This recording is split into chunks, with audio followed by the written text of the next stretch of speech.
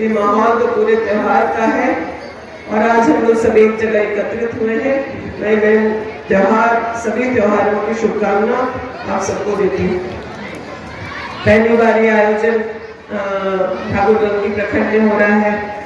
बार बार ठाकुर गौटी ये सभी लोगों की शिकायत होती है, इफ्तार होता है तो महगामा में होता है, हम लोग को बहुत दूर आना पड़ता है। मैं आप लोगों से वादा करती हूँ कि हर साल इफ्तार या ईद मिलन जो आप लोग करना चाहेंगे इस मैदान में हम लोग हर साल इकट्ठा होंगे। आज हम लोग यहाँ पर बहुत सारी बात आप लोगों ने कही है कि ये समय की जरूरत है कि हम सब लोग एक होकर के चले। बांट कर जो लोग आज 10 के बाद 11वें साल में बैठे हैं वो लोग लगातार देश को कमजोर करने का काम कर रहे हैं। जो मुद्दे हैं उससे लोगों को भटका रहे हैं और ऐसी चीजों में उलझा रहे हैं जिससे धार्मिक उन्माद तो फैलता है लेकिन उससे किसी भी तरह से किसी भी समुदाय का कुछ भला नहीं होने वाला है।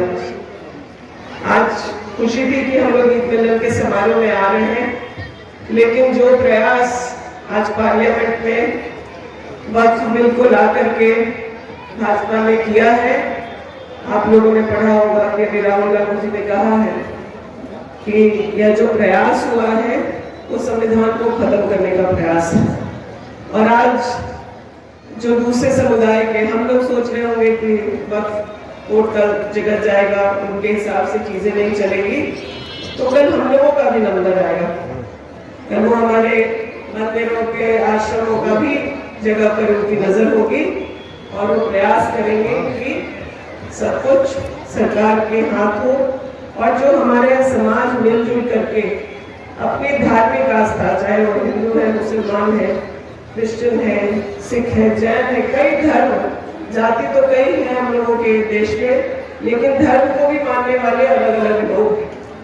तो उनकी आस्था से खिलवाड़, उनके जो सालों से जो परंपरागत तरीके से चीजें चल रही हैं उसको जो बदलने का प्रयास इस देश में किया जा रहा है, उस खास करके तो माइनॉरिटी के वर्ग को सीधा टारगेट किया ही जा रहा है, लेकिन उसका असर जो है आने वाले समय में हम सब पर भी पड़ेगा। जो अन्य धर्म समुदाय के लोग हैं उन पर भी पड़ेगा, ये हमें भूलना नहीं चाहिए।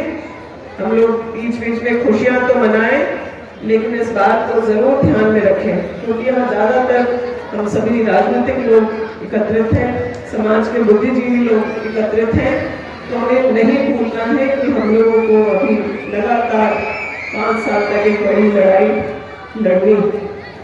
राज्य सरकार की तरफ से तो आप लोगों ने देखा कि चाहे मुख्यमंत्री जी को जेल जाना पड़ा, लेकिन भाजपा के सामने हम लोगों ने घुटने नहीं टेके और उसका असर भी हुआ। और आज झारखंड को या झारखंड के मुख्यमंत्री हो, देश के सशक्त आदिवासी नेता में उनकी गिनती होती है और राज्य के हित के मामले में वो भी कहीं किसी तरह से कोई कॉम्प्रोमाइज नहीं कर रहे। ये लड़ाई बड़ी है, आगे हम लोग सब मिलजुल करके लड़ेंगे। हम लोगों को इसकी तैयारी रखनी है। त्योहार के मौके पर आए थे, लेकिन आपके आसपास क्या चल रहा है उससे अपने आप को दूर नहीं रख सकते हम लोग। पार्लियामेंट में जो हुआ है फिर से आप समझिए एक तरह का काला अध्याय है। यूपी में पहले बुलडोजर मुसलमानों के घर पर चलता था, लेकिन धीरे धीरे वो गरीब हिंदू घरों पर भी चलने लगा और लोगों को बेघर किया जाने लगा। तो इसलिए यहाँ भी शेर पड़े थे हाफिज साहब मदरसा के कि सबका घर जो है उस दर में आएगा, ये सोच करके हम लोगों को आने वाली पीढ़ी के लिए आगे की तैयारी हम लोगों को रखनी है।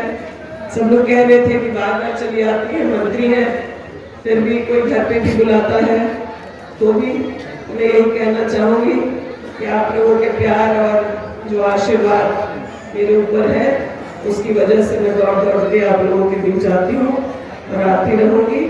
और आप लोगों के हर सुख दुख में, चाहे वो किसी भी जाति धर्म समुदाय का व्यक्ति है, हमारे क्षेत्र का है, तो आप लोगों ने जिम्मेदारी बड़ी की है, इस राज्य का है। कहीं भी कोई परेशानी होगी, कहीं कोई कार्यक्रम हो रहा जो आपकी खुशियों को बढ़ाता हो, उन सब में हम लोग जरूर शामिल होंगे। और राहुल गांधी जी का जो पैगाम है, जो मोहब्बत की दुकान चलाने की, उसको हम लोग चलाएंगे। आज बुधवा चक्की इस मदरसा फील्ड में भी आसिफ भाई ने एक मोहब्बत की दुकान की शुरुआत की है।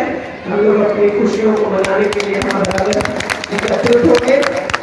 बहुत और बातें न कहते हुए मैं लगे इंतजार करूँ कि समय मिलेगा।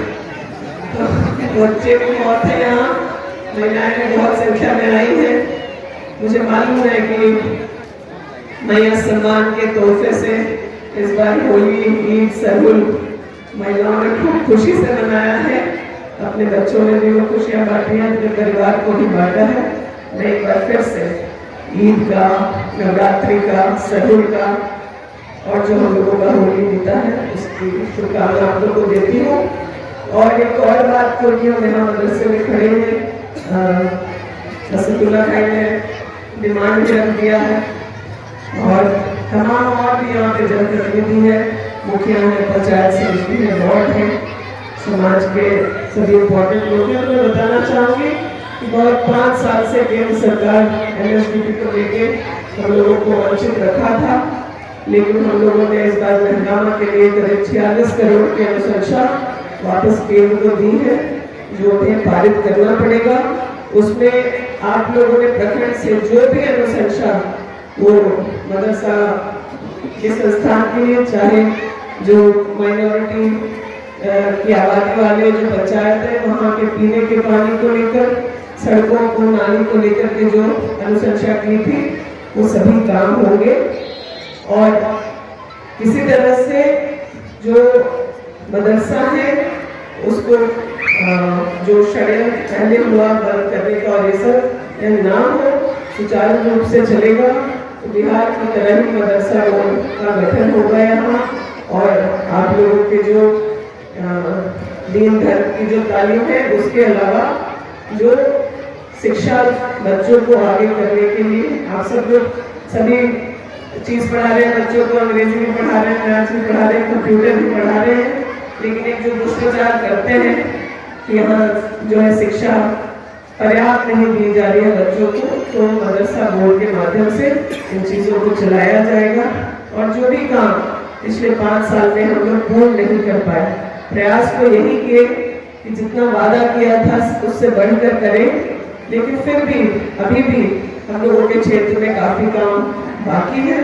उसको भी मैं आने वाले 5 सालों में पूर्ण करूंगी, ये वादा करते हैं। एक बात जो आप लोगों से बोले हैं उससे बढ़कर करने का प्रयास करेंगे। ऐसा आप लोगों का स्नेह आशीर्वाद इस तरह से बना रहना चाहिए। बहुत बहुत धन्यवाद।